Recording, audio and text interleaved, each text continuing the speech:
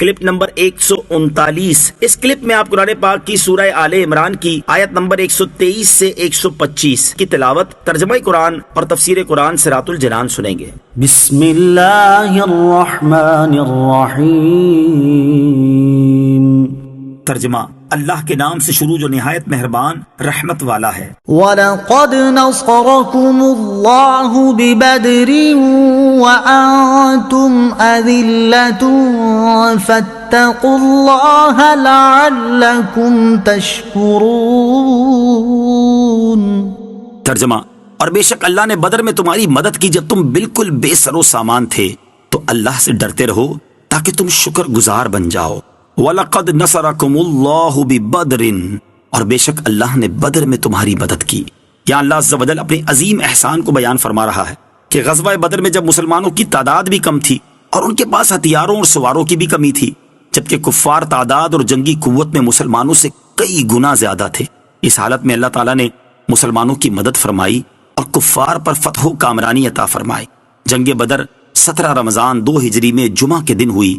مسلمان 313 تھے جبکہ کفار تقریباً 1000۔ بدر ایک کنواں ہے جو ایک شخص بدر بن عامر نے کھودا تھا، اس کے نام پر اس علاقے کا نام بدر ہو گیا۔ یہ علاقہ مکہ مکرمہ اور مدینہ منورہ کے درمیان ہے۔ اللہ تعالیٰ کے نیک بندوں کا مدد کرنا در حقیقت اللہ تعالیٰ کا مدد کرنا ہے۔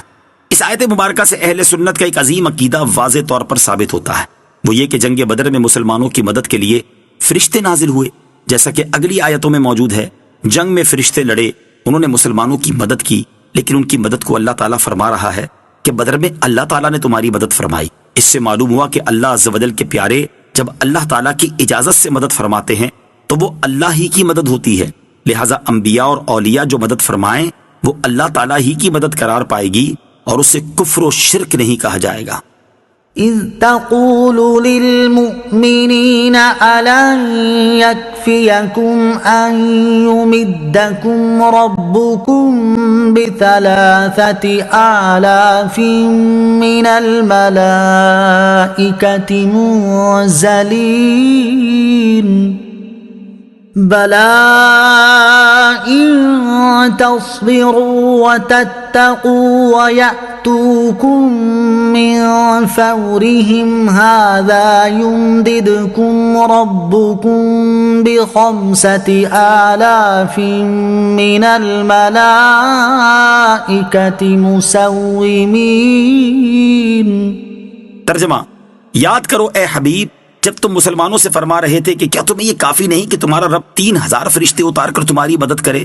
ہاں کیوں نہیں، اگر تم صبر کرو اور تقوی اختیار کرو اور کافر اسی وقت تمہارے اوپر حملہ آور ہو جائیں تو تمہارا رب 5000 نشان والے فرشتوں کے ساتھ تمہاری مدد فرمائے گا۔ اذ تقول للمؤمنین، جب تم مسلمانوں سے فرما رہے تھے۔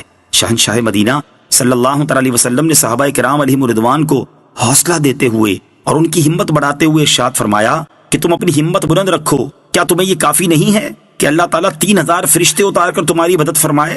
اس کے بعد فرمان ہے کہ 3000 فرشتوں کے ساتھ ہی نہیں بلکہ اگر تم صبر و تقوی اختیار کرو اور اس وقت دشمن تم پر حملہ آور ہو جائیں تو اللہ تعالیٰ 5000 ممتاز فرشتوں کے ساتھ تمہاری مدد فرمائے گا۔ یہ ایک غیبی خبر تھی جو بعد میں پوری ہوئی اور صحابہ کرام رضی اللہ تعالی عنہم کے صبر و تقوی کی بدولت اللہ تعالیٰ نے 5000 فرشتوں کو نازل فرمایا جنہوں نے میدان بدر میں مسلمانوں کی مدد کی۔